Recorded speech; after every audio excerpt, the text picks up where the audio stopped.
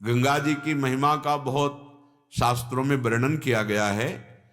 स्नान करना तो बहुत ही बड़ी मंगलमयी बात है।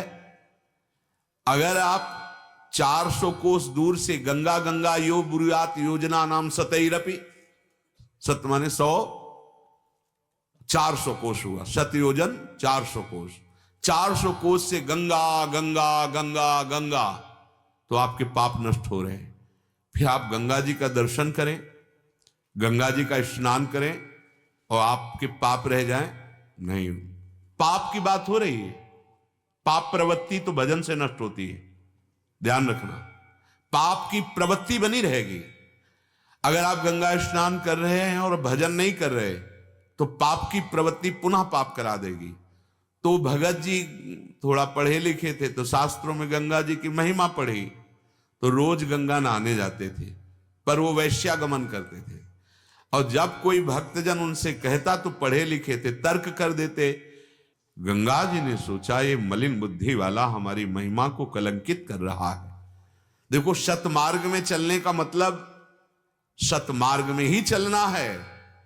ऐसा नहीं कि हम नाम जप कर लिए, थोड़ा दान पुण्य कर लिए और पापाचरण कर रहे हैं। वो एक अलग बैंक है पापाचरण की, वो जमा होगी और ये सुकृत अलग जमा होंगे, दोनों का फल भोगना पड़ेगा। पर गंगा जी या गंगा जी का नाम या जिनके चरणों से गंगा जी निकली उन हरि का नाम, ये दोनों को मिटाने के लिए है। शुभ अशुभ दुर्ग विध्वंस बल तब जयति जयति जग उच्चरे, पाप और पुण्य दोनों नष्ट हो जाए और हम भगवदानंद को प्राप्त हो जाएं, अविनाशी सुख को प्राप्त हो जाएं। तो गंगा जी एक बालिका के रूप में अपने किनारे सीढ़ी पे बैठी, एक सफेद चद्दर, उसे गंगा जल में ऐसे धोती और फिर रज में ऐसे लपेट देती। स्नान करने भगत जी आए तो देखा अब ये जाए तब हम स्नान करें। गुस्सा आ गया, हे लड़के, जब तुझे धोना ही है तो गंदा क्यों करती है? गंदा करती तो धोती क्यों है? तो उस समय चद्दर गंदी ही थी। ऐसे दिखाया गंगा माता ने और कहा, मूर्ख, ये तेरे लिए है, जो तूने बोला ये तेरे लिए है। देख, इस समय चद्दर गंदी है और तू मरेगा इसी गंदी वृत्ति में और तू नरक को प्राप्त होगा। उनके एकदम, यदि तू गंगा स्नान पावन होने के लिए करता है तो फिर वैश्यागमन क्यों करता है? और वैश्यागमन करता है तो फिर यहां क्यों आता है? तेरी यही दुर्दशा होगी जैसी इस चद्दर की है। बार बार अपने को धोता है और बार बार मलिन करता है।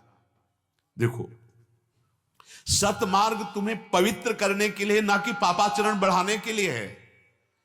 भगवान नाम समस्त पापों को नष्ट करता है। नाम संकीर्तनम यस्य सर्व पाप प्रणाशनम।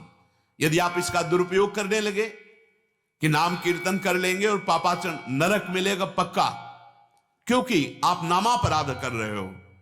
ये सतमार्ग के सूत्र, सर्वधर्मान परित्यज्य मामेकम शरणम व्रज अहम त्वाम सर्व पापेभ्यो मोक्षयिष्यामि मा शुचा। अब चलो हम भगवान की शरण में हैं और पाप भी करते जा रहे। नहीं, तुम्हें भयानक दंड मिलेगा, क्योंकि तुम सिद्धांत के विपरीत चल रहे हो। नाम का, शरणागति का या किसी तीर्थ का या किसी पावन पुण्य का आश्रय लेकर जो पाप करते हैं उनकी दुर्गति होती है। ध्यान रखना, ये मार्ग अब लो नशानी, अब ना नशे हो। आज तक किया माना, पर मुझे ज्ञान होते हुए भी सही ज्ञान नहीं था।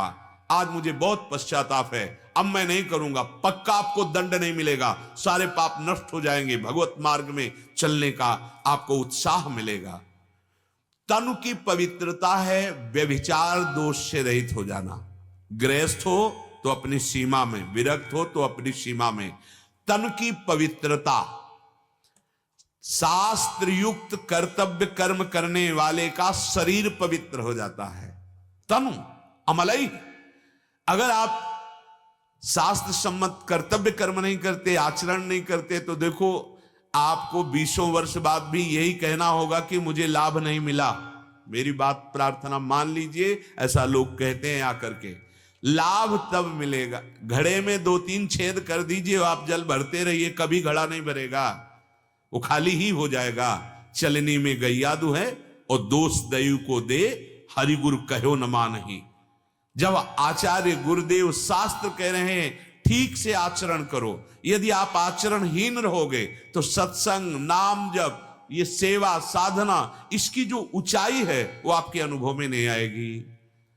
तन भी आपका पवित्र होना चाहिए, पवित्र आचरण, आपकी दिनचर्या पवित्र, चाहे गृहस्थ हो चाहे विरक्त। व्यभिचार का कहीं आदेश नहीं दिया गया, दुराचार करने का कहीं आदेश नहीं दिया गया। मनमानी भोजन करना, मनमानी आचरण करना, मनमानी व्यवहार करना, यह आपके पतन का हेतु होगा।